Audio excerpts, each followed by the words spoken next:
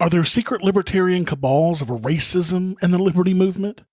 This is episode 47 of the LAVA Spurt, Libertarian Racists. This episode is brought to you by Tom Woods' Liberty Classroom, helping you to become a smarter and more informed libertarian than ever before for just 24 cents a day. Welcome to the LAVA Spurt, the weekly offshoot of the lava flow. Channeling the flow of information to the libertarian, anarcho-capitalist, voluntarist, and agorist community. Brought to you by my per-episode donors. Thank you. Here's your host, Roger Paxton. There were a couple of pretty controversial issues last week that I've been asked by several of my listeners to address, and I was initially going to just ignore them. But you guys ask, and I provide. I'm going to tackle one of those topics in this spurt, and I'll tackle the other topic in a spurt later this week. Today we're going to be talking about the bashing of certain libertarians because they're suspected of being racist or Nazis. Now I want to preface all of this with a caveat. There is nothing in libertarianism that is incompatible with racism. Let me say that again. There is absolutely nothing in libertarianism that is incompatible with racism. There's also nothing in libertarianism that is incompatible with being an asshole.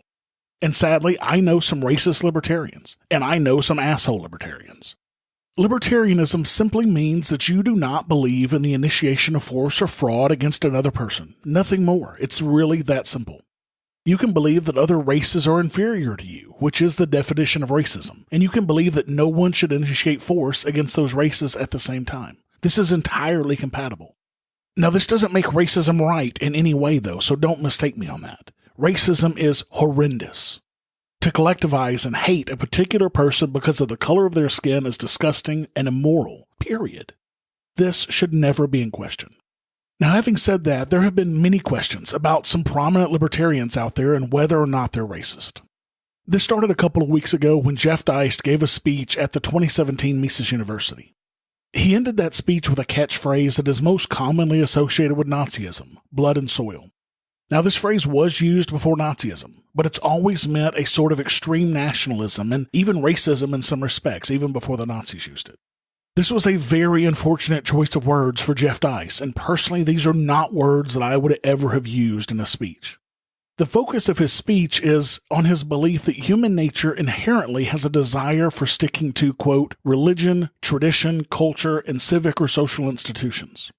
Now, these are beliefs held by most right-leaning libertarians, and sadly for most people in our country.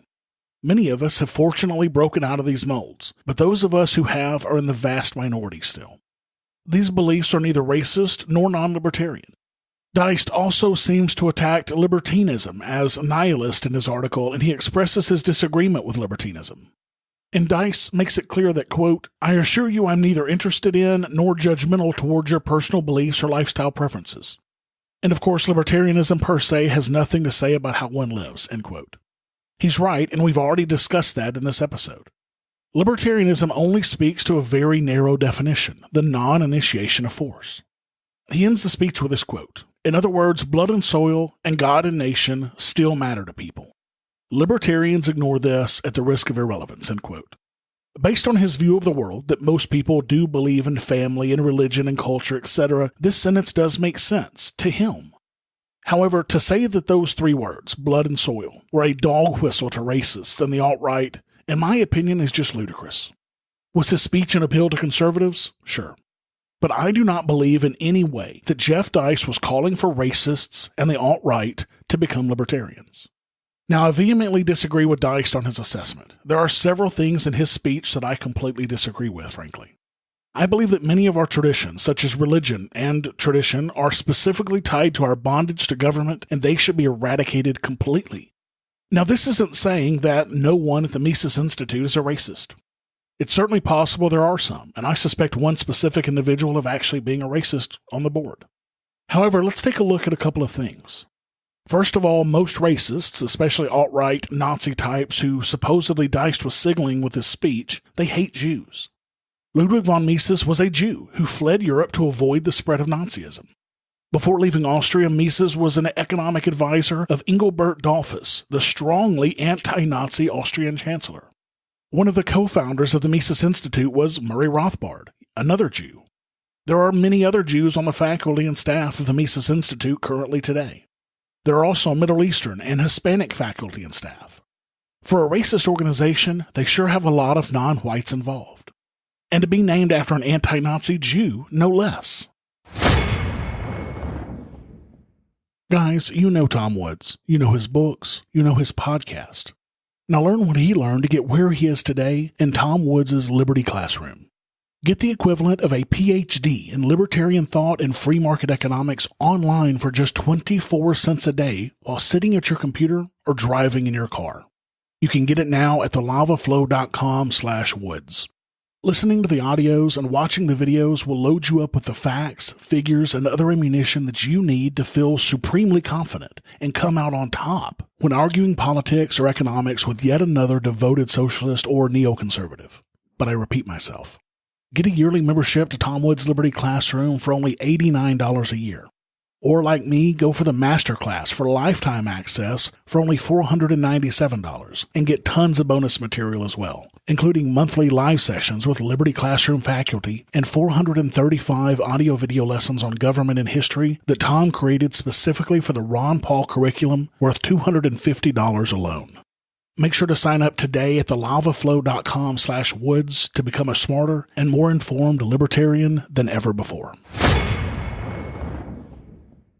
There are generally three frames of mind when it comes to converting people to libertarianism.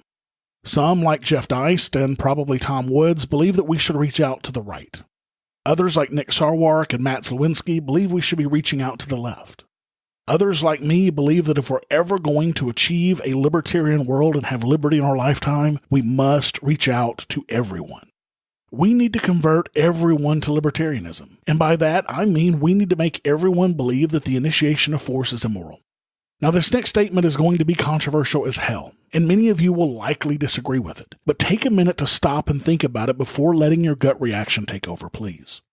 Wouldn't we be better off in this world today if racists, neo-Nazis, the alt-right were libertarian and believed that they should not initiate force against anyone, even those they believe to be inferior to them? On the other side of that, wouldn't we be better off if Antifa were libertarians as well, and that they can curb freedom of speech like they apparently want to do on their own property and try to persuade others to do the same without initiating force on others? Of course we would be. Now, this means that the alt-right could live all in one area, segregating to their heart's content, and not harm a soul by doing so. And it means that Antifa could refuse alt-right members access to their property of segregated areas and restrict their speech. But even better, it means that those of us who believe that freedom is the best human condition could live as we please as well. This is a win for everybody, if only the alt-right and Antifa and everybody else, even assholes, would become libertarians. Of course, and I think we can all agree with this, it would be a much better world if people were not racist assholes or namby-pamby communistic whiny bitches who are afraid of words. But neither of those is ever going to happen. So would you rather have a racist or a communist who believes in the initiation of force or not? I know personally what I would choose. Now this brings me back to where I started. Yes, you can be a racist and a libertarian, but Jeff Deist is not a racist, and neither is Tom Woods, regardless of what Nick Sarwark may want you to believe. Nick had the balls to attack Tom Woods, and he's continuing to attack Tom Woods over this issue, saying that Tom was reverting to Rothbard's failed strategy of going after the right. First of all, this is coming from a guy who is the head of a party that tweeted the day before this attack that North Korea was freer than the United States. I shit you not. What the actual fuck, Nick Sarwark? This is also the party that's nominated Bob Barr, Wayne Allen Root, Gary Johnson, and Bill Weld for president and vice president. Nick Sarwark has zero room to talk about failed political strategies. However, let's talk about Rothbard's political strategies. Rothbard, for many, many years, sought support in libertarian converts from the left, for decades even.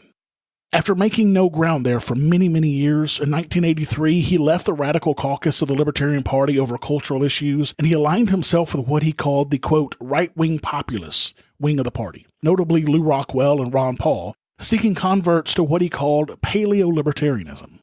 Now, they eventually ditched the name paleo-libertarianism because it was too close to paleo-conservatism, but still, that's what they were calling it. He even supported Pat Buchanan for president in 1992, sadly enough. Yes, later in life, Rothbard made some decisions that I and many other libertarians completely disagree with, but that doesn't wipe away his decades of contributions to the libertarian philosophy any more than Ayn Rand turning into a reclusive, crazy woman later in life wiped away her many years of contributions to our philosophy. One of Nick Sarwark's biggest gripes with Tom Woods is that he refused to sign a petition essentially confirming that he wasn't a racist. Now, this petition was nothing more than virtue signaling, and it gave some folks a feeling that they were accomplishing something. But give me a fucking break. I didn't sign this petition either, and for much the same reasons that Tom didn't sign it.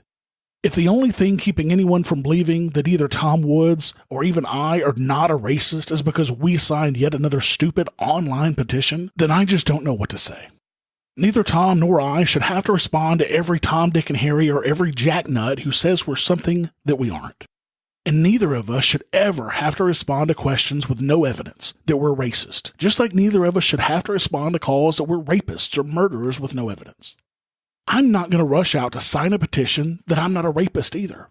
I mean, hell, the title of the petition in question is, quote, restating the obvious, for crying out loud. What the hell?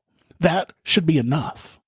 Now, I know many people who've signed this petition, including many people that I respect a great deal, and many listeners to this show, and I applaud their stand against fascism. But that stance against fascism is not made any stronger or more appropriate because of some online petition. And to try to shame somebody for not signing that petition is just disgusting. I fully expect that this episode is probably going to lose me some listeners, and I'm not thrilled by that. It's not my goal in life. But as you know by now, if you've been listening to this show for a while, you know that I'm not afraid of touching the controversial topics and losing listeners if I have to. I'm only afraid of being true to myself and true to my listeners.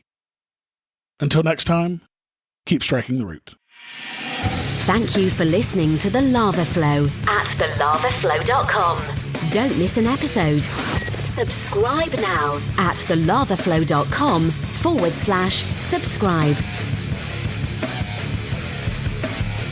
This has been a Pax Libertas Productions podcast.